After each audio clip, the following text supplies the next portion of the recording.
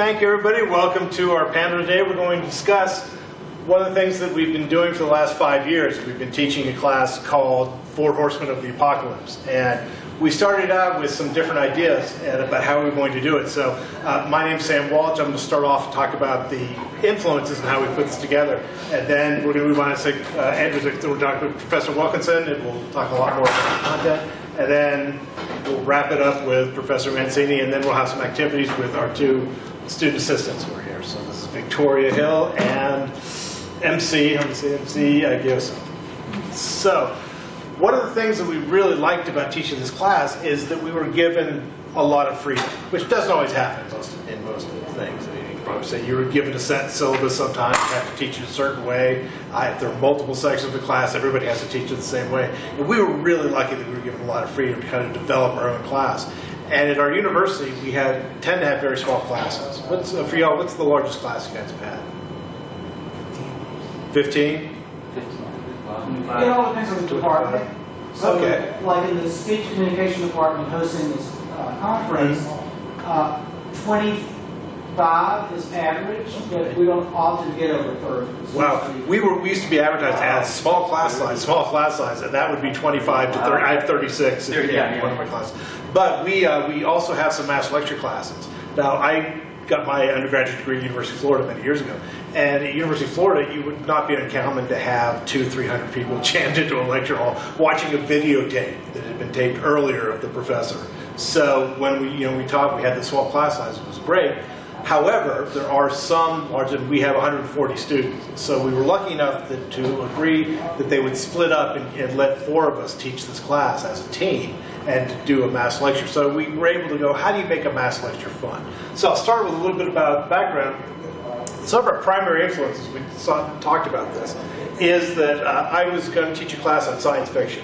And I love science fiction. And signed up, and nobody signed up for it. It might have been the title, was The Rhetoric of Science Fiction. Didn't get many people. And Professor Mancini came to me after and said, that's still a good idea. Could we put this together in a way that, we can get a lot of students, but to really go with that idea, because we're both real big science fiction fans. So, a couple of things I looked at is, one of the things I just got done reading this book, and for professors, this is a great book. It's called My Freshman Year, and it's about a woman who was a professor in anthropology. And she took a year off, went back to school, and registered as a freshman to see what's it like to be a freshman in today's school and go through it. Many of us have forgotten this. And what year ago? Is anybody sophomores, juniors, seniors, freshmen? Okay, so you've probably forgotten what it was like that first year. And when she went through, she talked about that all the classes she took were okay. There wasn't any class that really stood out. You went to class, you wrote down the notes, all that. But there was only one class that really stood out for her, and that was a human sexuality class. And it was a mass lecture class. It wasn't a small class. She said what was cool about it is that they split people into teams.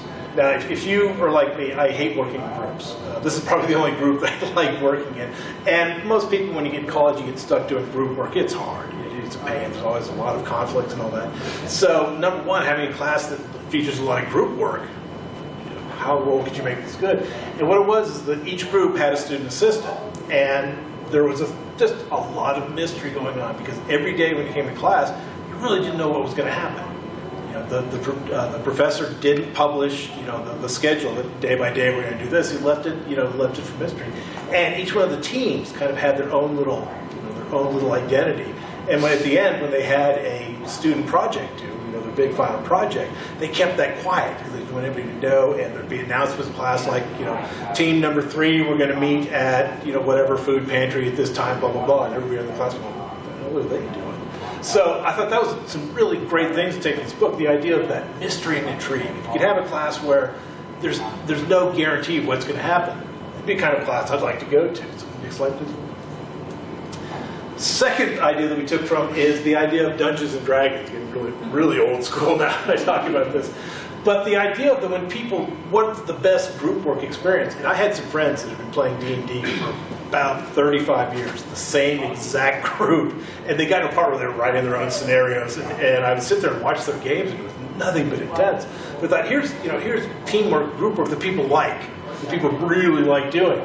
And it features what we wanted to teach. We want to teach problem solving and an idea of really getting into a subject, the kind of a full immersion into it. If you're going to study some kind of scenario, go for it all the way. So with the idea of, that idea of scenario-based and campaigns, all that, some way you could write that into a class. What we really want to do is make a class that people wanted to go to, that if we were students, we'd want to go to. Next influence. Next slide, sorry. Hi, come on. I think we were talking about everybody's first sexual experience. I think, did we get to everybody? Yeah, it's your turn. I'm kidding. Come on. Sorry, I use that line every time. Yes, he uses that every year. It still works. I'm not afraid. So this is really old school. I don't know if you guys remember this. The Choose Your Own Adventure. Yeah. Anytime you mention books, people these days go, doesn't come out on the iPhone.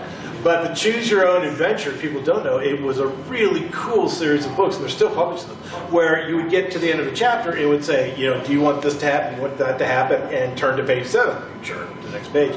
So that the pathway through the book wasn't really linear. It would change, things went on. And so the idea of choices, wow, this is something we really want to emphasize, is that, the whole thing of science fiction is one of the things that's all about choice. Whether you kill the monster, you go to the planet, whatever it might be. It's about choices, about the consequences. And also there's that idea of mystery. You didn't know how it was going to go because there wasn't this linear thing. Hi, come on in. I won't even use that line now. So those were our major influences. We wanted to put together something that would that would be interesting, that would feature teamwork. And it's the only way we could do it with so many people. And the feature teamwork would have some kind of a mystery and not a really set direction. So that when people came to class, what's going to happen today? What's going to happen in class today? And also outside of class, that people would really be excited about being in the groups and would want to interact with the groups outside of class. And so with that, I'm going to pass it over to Professor Wilkinson. Is that my last slide? Yeah. Indeed. Okay. I get to start off with the rankings. Okay, here. so here's Professor Wilkinson. Okay, thank you, Sam. So talking about doing teamwork, we get into 12 groups. So you can see here we have 12 tribes actually. Tribes get to make up their own name, and it's a semester-long group project. So it's really cool. Like Sam was saying, people don't usually like to do group projects because you got that one student who's amazing and they do all the work, and then someone else that kind of just rides the coattails, right? But what we do is we rank them every single week, and it actually generates some friendly competition between the tribes. So there's some real competition going on. But from day one, they are put in selected tribes that we select. So 12 people in each tribe. And what we find is the groups who get along the best sort of, rise to the top of the ranks. So how do we make 140 students not fall asleep or text like that guy over there? Well, we actually do a lot of group work, right? You got to get hands-on if I'm just sitting here talking. Oh, sorry, now we're all staring at him. So when they're in the groups, they come up with their own tribe name and their own logos. They can have their own flag and their own supplies. It's a lot of fun. But real quickly, how does it work? The four of us, there's 4 of us.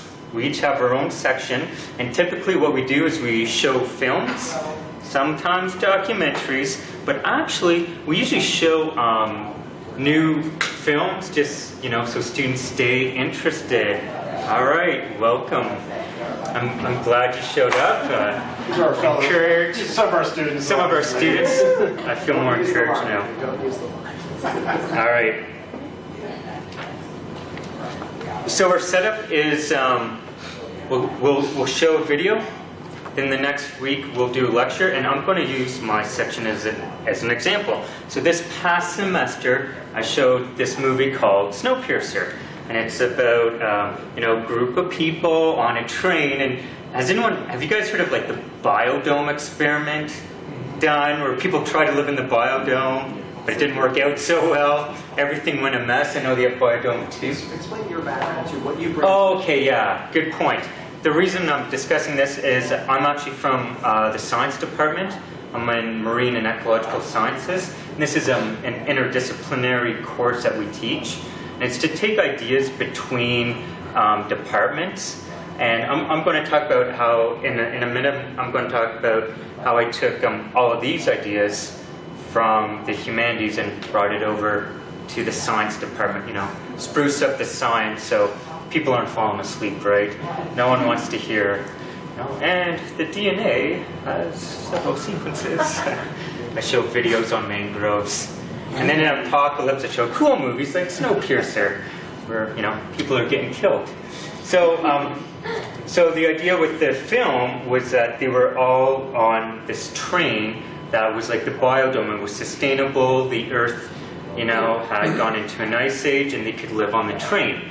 Then the next week, I give my lecture all on sustainability, and then the week after is the split off into their groups, and there's usually we split into 4 classrooms, so there's only 3 tribes in each classroom, and then they get a chance to work on their strategy. So we give them. We usually give them 2 or 3 options to debate upon, all right? So then we have debate on topic. So as the professors, we create the scenario, and we usually give them 2 or 3 options to choose from, and this is kind of where their creativity comes into play, and their teamwork, you know? So we give them like 45 minutes to strategize in their groups, and then do the debate, and I think actually last semester the debates went amazing. But this is when we also get some unexpected outcomes. All right, so, and we keep the themes going. So Sam Walch had a nuclear apocalypse. Somehow, I don't know, Southwest Florida didn't get the radiation follow yet. So we're still, our tribes are still alive. But, they got a signal from Texas. So 3 tribes decided to go off to Texas to see what this signal was, and it ended up being nothing. So the next week, or next debate, their punishment was 2 of the tribes were not allowed on the train, or else it would not be a sustainable ecosystem, just like Biodome. So there'd be too many people, so 2 tribes would be dead. That's it. They'd be left outside for the nuclear radiation. And it's cool, because this is where you see the tribes that work really well together. They get really creative, and before the debates, they'll form alliances with other tribes. So it's really cool. You see them just working well together, coming up with their own scenarios. And in mine, they actually decided to dismiss my options. There was 3 tribes. These 3 names: Los Animals, Artemisero, and Evla. But those are the 3 tribes. Yeah. Oh, they're on there. Yeah. They decided to go off, and we said, well, you wasted your resources, and we built this train. But there's now and then we get tribes, for whatever reason, if they're like really arrogant, or there's always one tribe that they're number 1 and they think they're the best. Or they're just like, nah, bad attitude. And you see like the rest of the tribes against them. So all of the tribes decided to vote Apocalypse Party off the train. And if we see the students being creative and collaborating, and if they all come up with this cool surprise vote, we're like, all right, we'll let it go. That was kind of interesting. And yeah, you're right, that tribe, they deserve to be kicked off, voted off the island. Next slide.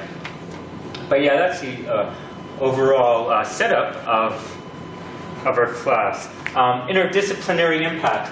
So how did I take this to my department? Well, it just so happened that they wanted to change my class, Environmental Bio, from 35 students to 80. I'm used to doing field trips, taking them canoeing. I could go on about all the cool things I do in that class. But enough about me.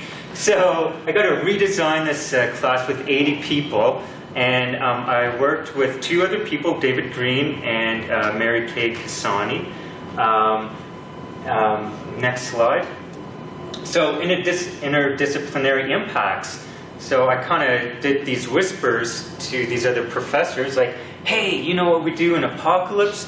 We put them in tribes. And when I first co-taught with David Green, we said, hey, let's take our 80 students and we'll put them in groups of 6. So we got 12 different countries. And then when you look at resources based on that country, so we were doing the same thing where these groups had to report back on, oh yeah, when you're in Brazil, what kind of foods do you eat?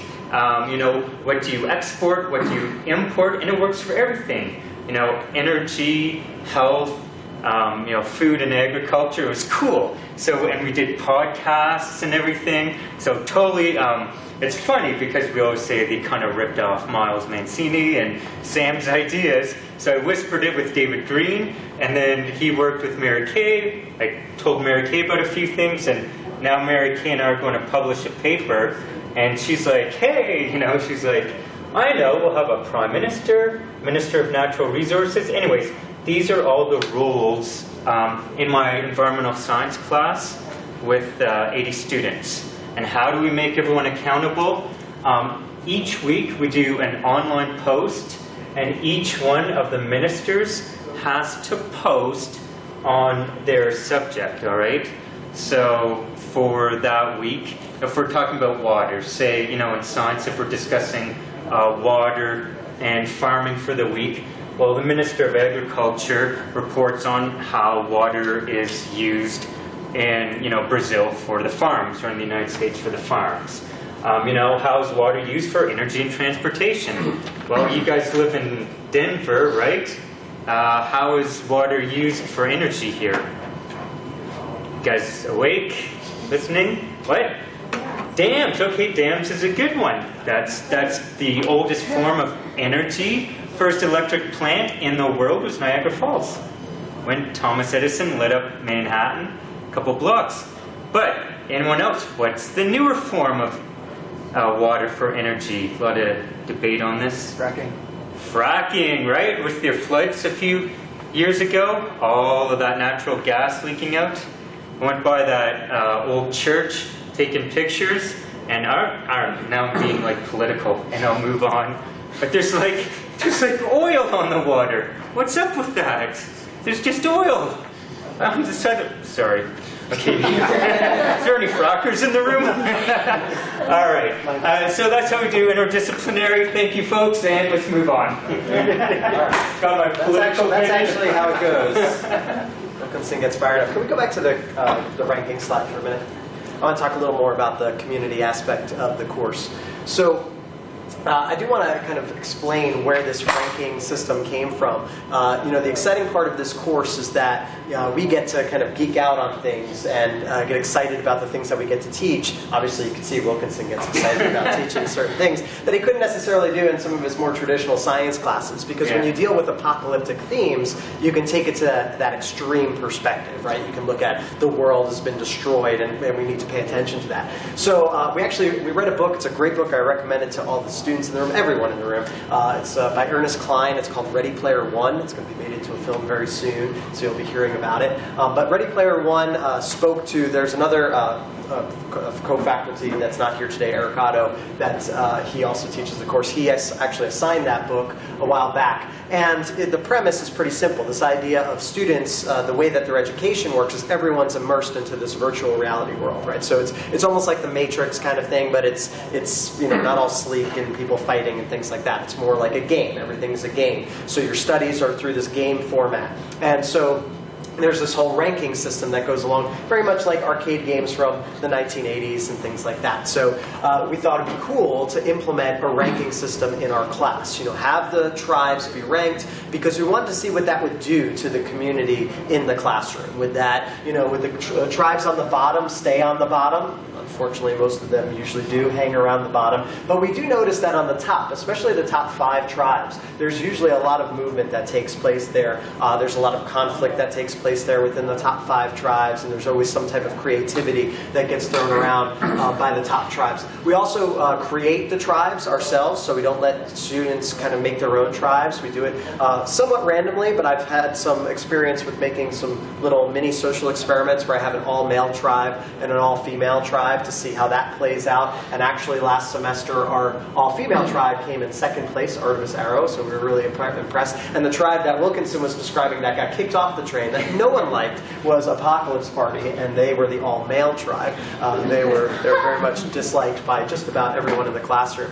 But it's cool, you know, I'll have students come up to me even now from the first year we taught it, and they'll be like, hey, I was in this tribe, because I won't remember, 140 students in the class, so I don't remember, but they'll be like, I was part of Artemis Arrow, and I'm like, oh, I remember the tribe, because I remember what they did, I remember some of the things that happened in the class. So it helps us to remember some of the things that go on in the course. It also, I think, helps the students you know, connect to the course in a very different way, meaningful way. All right, you can go to my slide now. So. All right, I didn't want to bore everyone with this next part of it, but we are very proud of this course, and it's not just a class that, you know, we just have fun teaching and somehow we convinced our administrators to let us teach this class.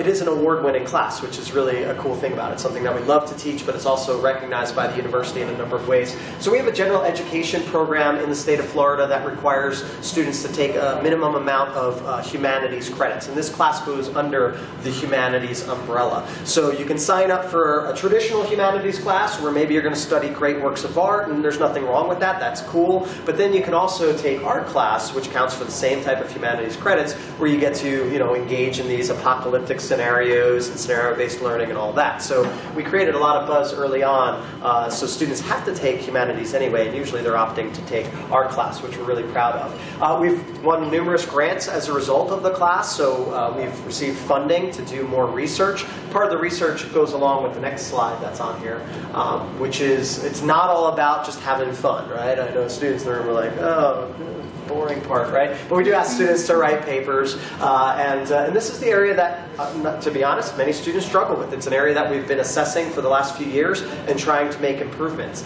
So one of the things that we do for all of the debates, every part of the course, so there are 4 professors that lead the course, so there are 4 distinct themes in the course that we cover, 4 different apocalyptic scenarios, 4 different debates that we cover. All of these things are dealt with in the course. At the end of each theme, we then have a debate, and that's where that scenario-based learning comes into play, right? So we put them in this scenario, and they have to make choices. After they've made those choices, after the debate, they have to go reflect on what was done in the debate. So all the students would have to think about what were the positions that they not only provided in the debate, but also their peers provided in the debate, their opponents provided in the debate. So then we evaluate on an individual basis, were students able to demonstrate a strong understanding of 2 specific arguments made in the debate? Do they have references to the debated positions? You know, we used to have debate reports that were very simplified early on. They were like, yeah, that tribe over there, they're dumb. We don't like them. You know, that would be kind of the general debate report. We need more than that, right? We need you to articulate what's going on there. Why are they dumb? Why don't you like them, right? What are the things that they're doing? This semester we had great success because they really went back to the mission statement, the belief statement that each tribe had right from day one. So there was one tribe, Apocalypse Party, our all-male tribe, that thought they were just going to dominate everyone in the class, right? We're the men in the class and we're just going to dominate everyone in here. And so their team motto was, we're going to watch the world burn. They thought that was cool.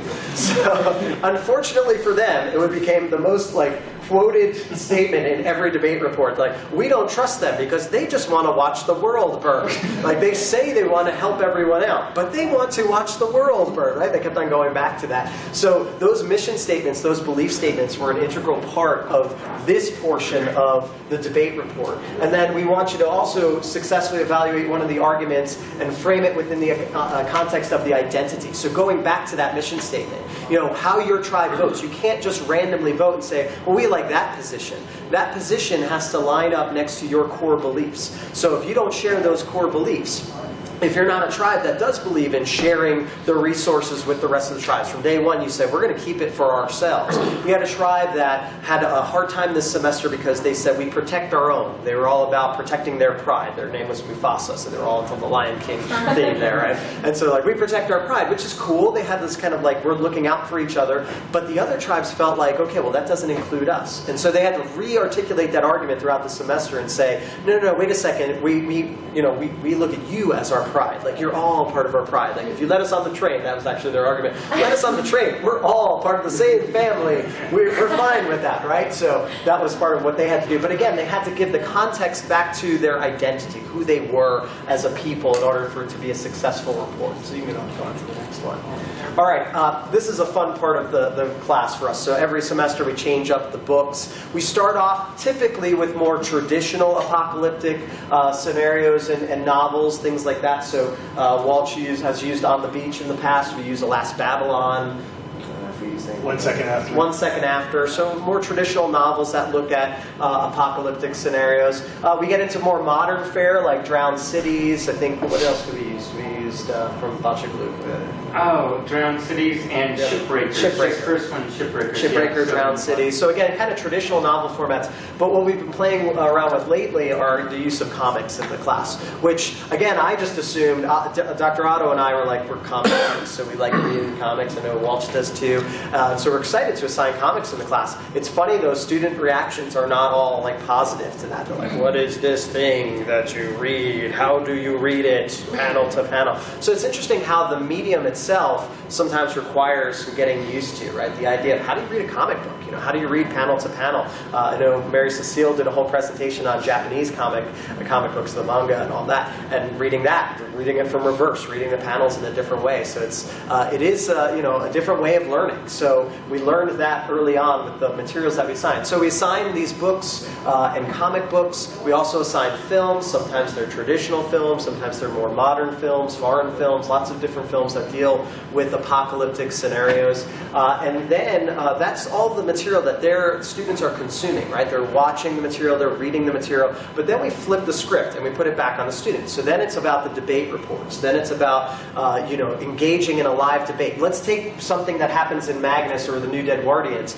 and let's put you in a situation that resembles something from these books and ask you to make those choices, going back to what Walch was saying in terms of the choices in the narrative. How you make that choice in the narrative, what changes, what are the consequences. So we look forward to that part of it. And then the last part, it culminates in a film that each tribe has to make. So we require a film. And at first we didn't require a film. We were like, can we ask our students to be filmmakers? And then one day I was with my kids. I have 3 little ones. They're 12, 10, and 8. Well, he just turned 9. So 12, 10, and 9. And I saw my kids with their iPhones and iPads and all that, and they're showing me films that they made. I'm like, if my 10-year-olds can make a film, I can require my students to make a film, right? And these look really good, you know? My kids are making all these cool coming attractions to films. Like, this looks really good. And so we ask our students then to work on a film throughout the semester. They know this from day one, that they're going to create their own apocalyptic narrative. They're going to use their tribe.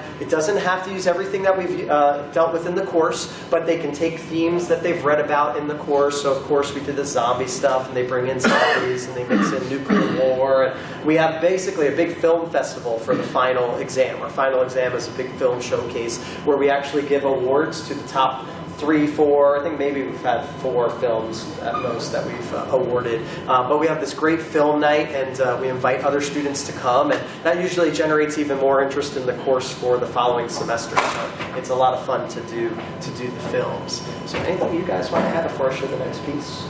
The only thing I'd add with the interdisciplinary aspect is we have a State of the Nations,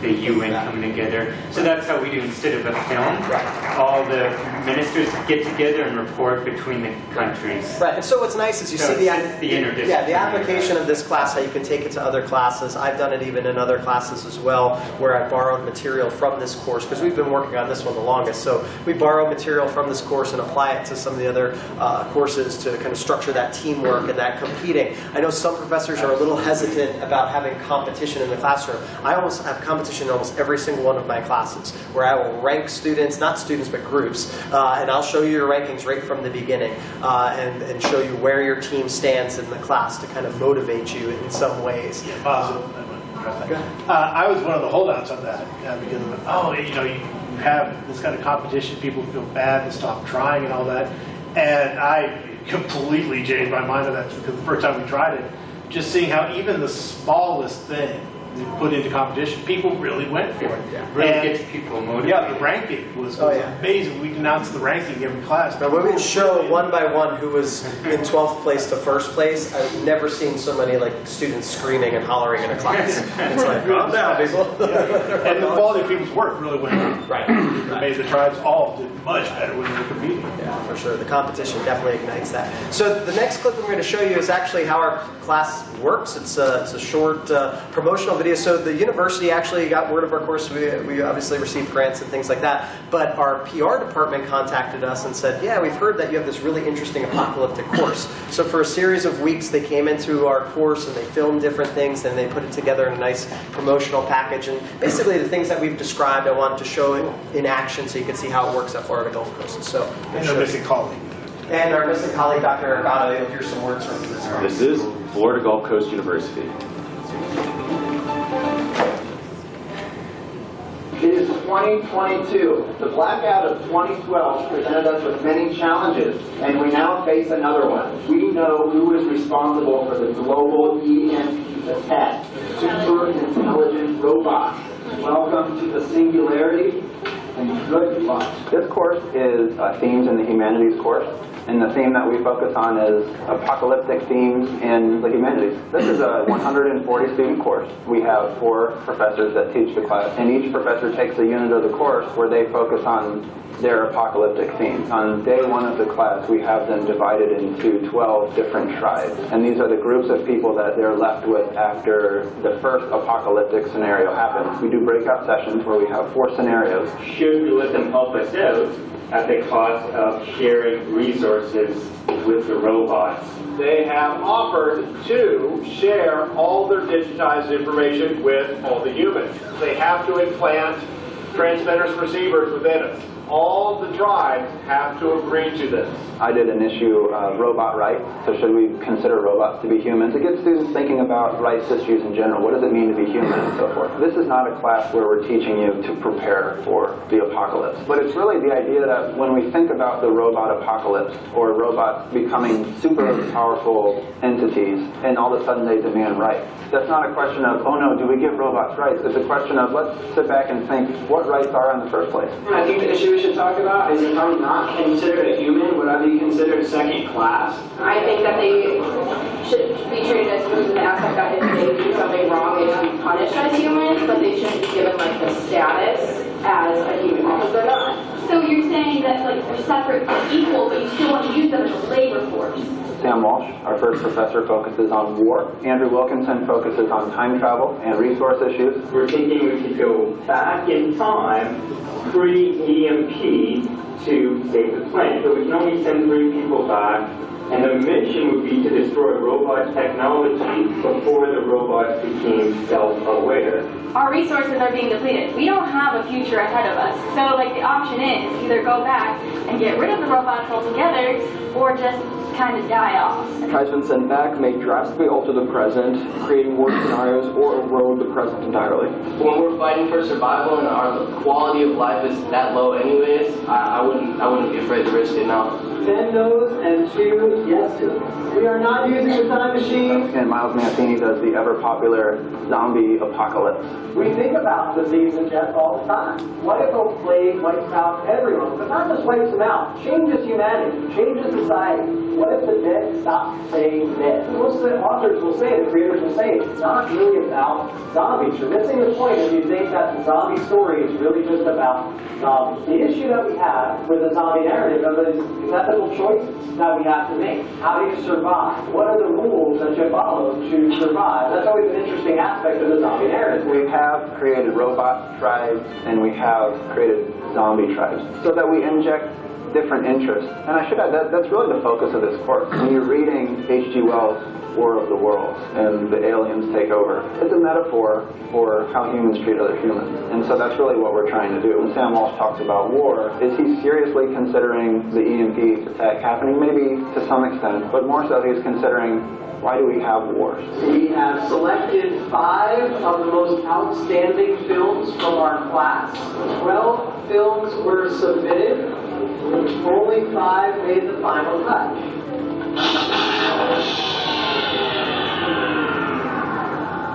you have any idea what's going on? My car is dead, my iPhone is dead, there's absolutely nothing. Everything's out. This course is super exciting. Students are into it. I was talking to a student on the way back from the debate, and I asked her if she talked about this course with her roommate, and she said that's all they talk about. If it's capturing students in that way, and if we're able to teach them critical thinking, and able to teach them problem-solving skills, teach them the idea that there's difference in this world. Not everybody sees issues in the same way that you do, and we're doing it using a fun scenario-based learning strategy, and that's really the #1 thing about teaching this course. So I get the idea of what the class is really like.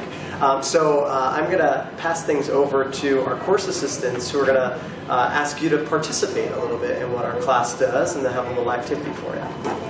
So as we mentioned before, I'm Victoria, and what we're going to have you do is we're going to sort of simulate what we do in class. So how many of us are here?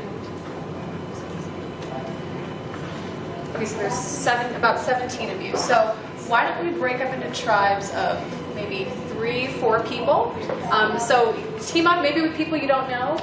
Yeah, maybe we should take the 3 experts and maybe. Oh, you're not an expert. You weren't in the class, but maybe you two could separate. Okay. Yeah, so we're gonna ask you to get up, move around, and find some partners. Find some partners and.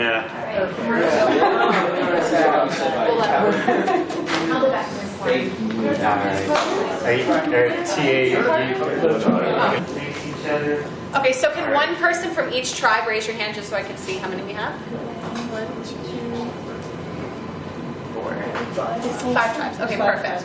All right, so what we're going to do now is we're going to ask you to sort of form your tribal identity. And before we ask you to come up with your team name, we want to go over this idea of this, I believe. Is anyone familiar with the This I Believe essay concept? This, I believe, is it's an international organization that really asks people to think and examine what it is in their lives and their daily activities that they really value and what they think is right. And the basic formatting for the essay guides, we think this was a really interesting and helpful way to really focus a tribe's mission, mission statement, as opposed to we just want to watch the world burn. We want something a little more deeper, a little more effective than that. So we want to ask you, when you come up with your tribal mission statement right here, and this is something we're integrating in the course, is to tell us a story about who you are. And we're not asking for you to write an entire essay, but really think about who you are. What is it that you believe in? Be very brief, but make sure to name what it is that you want every tribe to know about you. When you think of, oh, we are this tribe, what is it that you want other people to recognize right away? Make it positive, make it personal, make it creative. Really think about what it is that you want your tribe to be. Do you want to be the tribe that does want to help others? Or are you the kind of tribe that wants to kind of sit back and just focus on yourselves? So we're going to give you about 5 minutes to coordinate with each other. We'll ask you to come up with 2 things, a tribe name and a belief statement. So 10 minutes.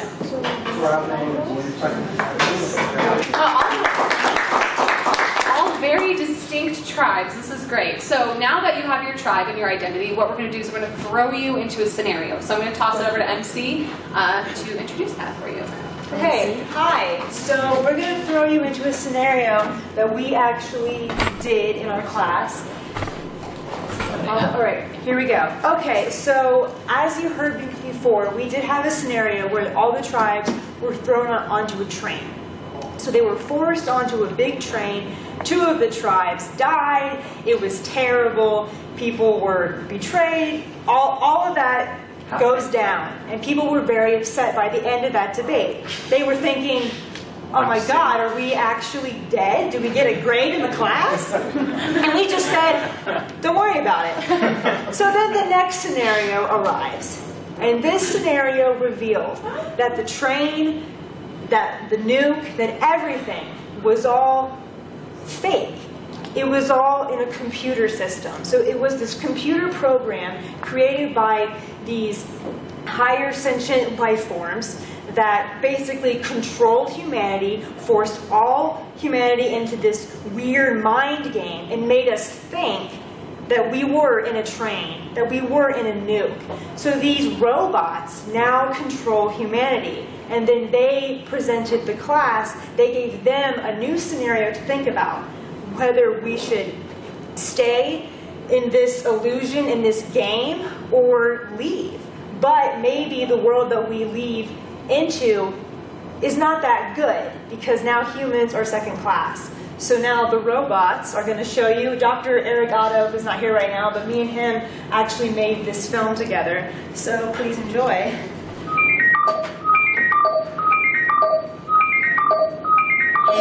Hello, humans. I am EC1091976, and I am the president of the Robot Ascendancy. That was great, sir. But it's actually humans? Okay. Well, we have been using a cerebral nanotechnology to make you think you've been experiencing the apocalypse. That's right. We control your reality. For example, we can make you think we are in different places. Here we are, making new friends before class. Here we are at the place you call Starbucks. Even in the simulation, the minty venti vente triple spice latte still tastes very sweet. And now we're studying with sugar packets on our heads. Even in the game, knowledge is everywhere, and you can read all you want. And speaking of warping your reality, we can make it look like we are books studying robots with sugar packets on our head. Ah, feel that breeze. It does feel great against my metal skin. Humans, this is what you can have in the simulation. We offer you what's the word for a very big choice? A very big choice? So, we offer you a very big choice. For option 1, you can stay in the simulation. We have proven the simulation's ability to reflect an exact experience of reality. However, rather than subject you to a simulation of death and destruction, we will put you in a utopian world. Basically, everything will be perfect. Like, you'll get to stay in this fun game, but it'll get even better. No death, no pain, no homework. There will be rainbows and butterflies and sunshine for everyone. If you stay, believe us, it'll be perfect. For option 2, we will release you from the simulation. But you must understand that humans no longer hold any power in the real world. Robots have taken over. You have no moral standing with us, and if you try to compete for land or resources, we will simply eliminate you. If you choose to leave, sure, you might not have any rights, but you'll have freedom. And we know how much humans love their freedom. So, you can leave this little game, even though it is super fun, have your freedom, and who knows? Maybe you'll find a little plot of land to live and grow and do all that great stuff that you humans do. Those are your options. Get into your tribes and make your very big choice.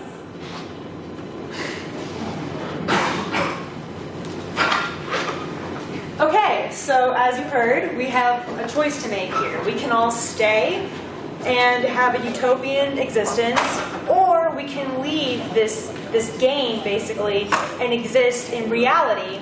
But reality might not be that great. Like they said, humans are now second class, you don't have any rights, so you have to think about what you think is better. Living in reality, but having no rights, or existing in this game that might not be real, but you will have a great life. So now we're going to do what we do in class, and we're going to give you some time to think of a debate, to think of an argument, to argue towards the class. So your two options are to stay or to leave, and your job is to argue your point. And if the votes tally up in the end in your favor, then we will either stay or leave, and that will impact everything else. So let's debate. Can we argue some more time? You're talking about going to a utopia or fighting a race of robots we don't know, and you're talking about going for life. We don't need more than 3 minutes. Well, unfortunately, we don't have enough time, so this big choice must be made Very big now. choice. So. If only real life is that way. Yeah. A little more time. Right, pull the clock. Alright, so Let's go. So it was pretty hard. It was pretty hard to come up with the choice of, you know, staying in the simulation world or actual reality. But then we thought of probably a more philosophical question: what is reality? And maybe like a figment of your imagination. So reality is whatever you perceive it. So why not stay in this utopia world where everything is perfect, no death, more like Genesis before, you know, the whole Adam and Eve biting apple and stuff. But and live out your life in this awesome world.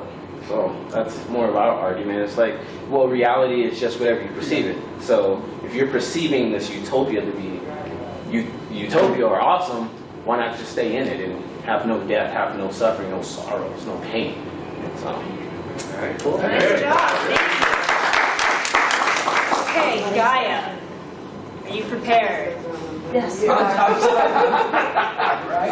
wanted to leave. Hi, we are Gaia, as we said earlier. We are the voice of the earth. That's what our claim was. When it comes to our very big choice, we decided, which is probably the big word that he was looking for, to go back to the earth because we are stewards of the earth. We don't believe that it is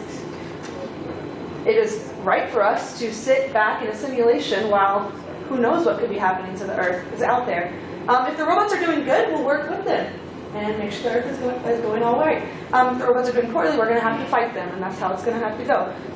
Either way, it's against our credo to sit back in a wonderful simulation while the earth could be deteriorating as we know it. Thank you. Hey, linguistics, are you ready? So we decided to stay in the utopia. Either way, robots are going to be controlling us, we felt. So because they're already in our minds and they're already telling us you can do either one of these two things. So they're already going to control us whether or not we pick good or bad or not. Not necessarily good or bad, but to stay or to go. And staying would also give us the option of, because it's a perfect world that is still controlled by humans, we still have the ability to culturalize and have technology and basically be very worldly and global and still maintain our credo of multiculturalism. Very nice. Okay, I'm going to try to say this. Reciprocities? Reciprocities? Great.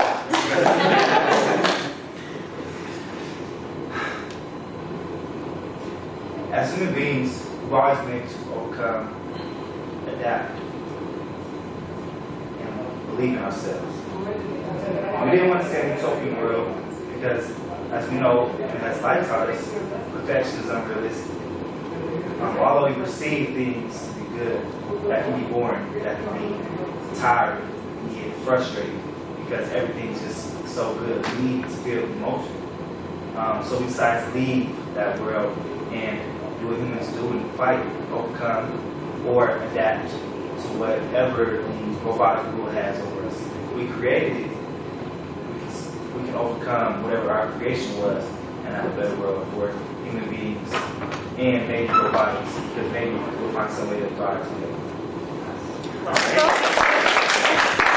Hey, try symbiosis.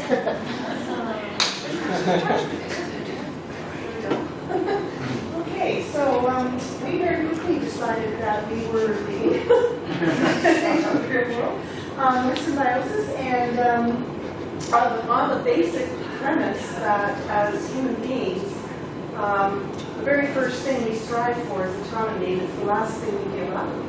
And without pain and suffering and death and that, there really isn't any life. So our concept of staying would be to giving up our life anyway. So rather take a chance and deal with the real world. And as others have said, adapt or work with or overcome issues. At least we have a sense of agency in that world. Thank you. Okay. All right. So do you want me to confirm votes? Yeah, let's just confirm the votes. Okay, I'm going to go around and confirm votes in case any of you have changed your mind or anything. You've heard all the arguments, so if you would like to change maybe you want to change your vote or change your opinion. It's up to you guys. Okay, so are you guys? That was good. I like the philosophy. Everything's perception. Everything's perception. Yeah, I think we're staying. Okay. Stay. Are you going to stick to your vote?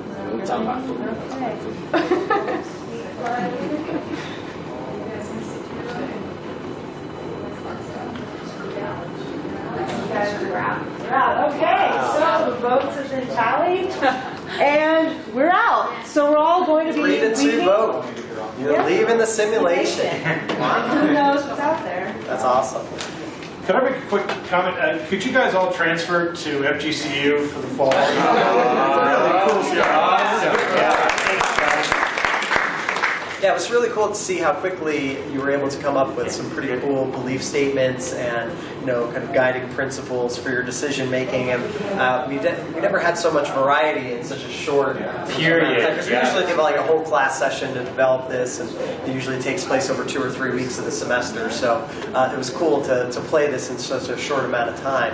I know we have just under 10 minutes left, so I thought we could open up if you have any questions for us or anything that you'd like us to elaborate further on, anything like that. So go ahead. No, someone wants us to publish already a paper. Already got a card. I don't know where it went. Yeah, I mean, it's kind of been an evolving idea since we started it. It's been something that, like Sam said, we started as a science fiction class, and then we got into the, he kind of went back to the Dungeons and Dragons thing. Obviously, a bit of a different generation between the two of us. So I went more to the gaming side of things and video gaming culture, and the idea of how much we could tie our class into gaming culture, and that's sort of a trend now we see in higher education as well. So yeah, we're just constantly changing. And Eric Otto did a lot of work with the structure, for sure. And then I just was told to teach this. Like, show up. He just shows up. I understand like the Dungeons and Dragons and gaming points of view, but like I don't want to say like what's being learned. I could just be missing it because I'm kind of slow sometimes. But like what's actually being learned instead of just make believing for a semester and then calling it a day. Like, is a student going to be able to take what was learned from reading a paper or taking this course in life 10 years down the road when the bills get harder? Can I tackle that first and then you can add on? Thank you. So I've been 3 summers in a row. I've been going to Course Design Academy and different academies, and that's asked of us a lot. What's the take-home message? I teach biology, and you might not necessarily know what type of bee is going to pollinate what type of orchid or flower. So really we're looking for critical thinking skills, and that's exactly what we're drawing out here, is how to critically analyze and apply that in the real world. Because once you start working, the old saying, I haven't used calculus since college. It's really to learn how to navigate difficult situations. And I guess my question is that, like, critical thinking skills, of course, but if someone is in a position where they need to use critical thinking skills, and the only place that they've learned critical thinking is with nuclear, annihilation and zombies, is that going to carry over to how am I going to pay the rent and feed the children? Yeah. So I know you have, I'm sure, something to say on it, but do you want to go? Well, one of the things that purpose of apocalyptic kind of rhetoric in general is to be a warning, but also to be appreciate what you have now. So for a lot of times we tell people, look, we've had this giant electromagnetic pulse. All electronics are done. You have nothing. If people reflect back, it just takes like, geez, what do I use that's like, oh my gosh, I need this, I need this, I need this. In Florida, we are prone to hurricanes. And so a lot of what we're teaching is that idea of, guess what, when a hurricane comes through, like it did, 10 years ago, it wipes out your electricity for 7 days. Yeah. What do you do? How can you survive this? So there's a little bit of that. Here's what happens when you have the unknown thrown at you. And part of the apocalyptic thing was to say, no matter what your plans are, things can change. And so students would come up to us, I think like you all did, and say, well, what about if this robot does this, robot does that? A lot of times we say, good, yeah, don't know. And for students to get used to that, wow, there's no straight path in life. You have to deal with change all the time. And you can do a whole lot of work and planning and have things completely change on you. So it's also a life experience with that going, here's how to deal with change. And we're looking at extreme variations to get you practice for when it really does happen.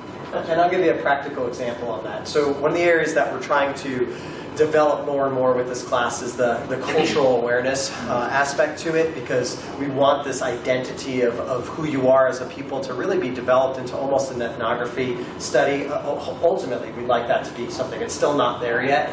We have to do more with it. But going back to the critical thinking portion, and as that relates to some of the cultural things, when they're engaged, when students are engaged in those debates, and yes, it's about these fantastical situations, but it is also preparing those skills that you need when you are debating things that actually do matter to your life directly. Case in point, our colleague who's not here is very involved with what's happening in the school system that our kids go to, which is Collier County. And right now there's some controversy over certain books that they're trying to ban, the school system's trying to ban. Of course, Arigado's an English guy, and so he doesn't take kindly to books being banned, nor do I. But these debates that you see taking place at our school board are not all that different from the debates that we see in our classroom. Okay, they're not debating zombies and apocalypse and all that, but they are treating these subjects the same way. Well, why should we do that? What if this happens, and what if this happens, right? Same kind of things start happening. What direction are we going? Way in the back. Right. I appreciate the games. It was very fun. Being a metro student, I definitely appreciate critical thinking skills, and my professor helped me discover and also learning the critical thinking skills help us to deal on a daily basis things. That also help us to deal with problems and strengthen the capacity to use our minds and not someone using your mind for you. You learn at a metro, at least for me, and speaking from my university, metro develop leadership in critical thinking skills. The teachers have to write critically, have to question critically, have to question the government, whatever is in front of them. So when critical thinking skills for me is a skill that we must develop, like reading and writing. If you don't think, you're not using the potential of your mind. So I'm open to anything critical thinking because I'm a person who multicultural and like to learn. And I'm very grateful for Dr. Monsieur because he allows us to be engaged in our classes in question what is authority, what we're learning, what's education. Because when you walk away from this university to any university, you have to have skills that those corporations are looking for you to contribute to the community. Okay, I just want to add to that and relate it to that. Okay, sure. Go ahead. Yeah, we have there are a bunch of hands up. Go ahead. First one real quickly was for that scoreboard for the tribes. Was that from Gallagher? Yeah, I did. It was Photoshop. It was Photoshop. Photoshop, but it was the same style. Okay, 86. Yeah. And then the other one from like the ecological perspective, since we're dealing with like resource scarcity, I'm just wondering if there's any general trends that you find teams use to deal with the general resource scarcity. Because I'm thinking of like the two in particular conflicting theories over like the Easter Island situation, for instance, or the cooperative. Okay. Yeah, we talk about that. Yeah, we do talk about that, and I guess relating back to yours, when people die, like when two tribes died, when people look back, that's exactly what happens in for poor people, Africa, Asia. There's 1 billion people starving to death. So relate that to the real world, you know? We don't have enough for everyone. Easter Island, I do talk about Easter Island in it, and I go into all that. We're short of time, but I do actually talk about Easter Island. I was saying we haven't really had a tribe like yours. We haven't, yeah, that has I that love perspective that. on the earth. And we're a very environmental university, so it's kind of ironic that we haven't had that. You know? Yeah, but I cover Easter Island in my debate. Oh. One last question. It may not be possible, but I teach teacher candidates, so I'm just wondering if you had any quick ideas about how to adapt this kind of scenario to student teachers that are in their final year of just a quick lot of buzzwords is like we used, there's flipped classroom, problem-based learning is what we're doing with this. You know, there's a whole bunch of techniques you can teach teachers, because I'm a teacher, and there's always courses at FGCU for teaching teachers, and it's all about hands-on learning now. I think something like we did here would really work for student teachers to be facilitated. Yeah, because we didn't know exactly how this would go in such a short time. We've never done it this, condensed And format. to So have it was really students cool is fantastic. to see this. Yeah, this was awesome. You guys were really great. I don't know. You're all great. You're all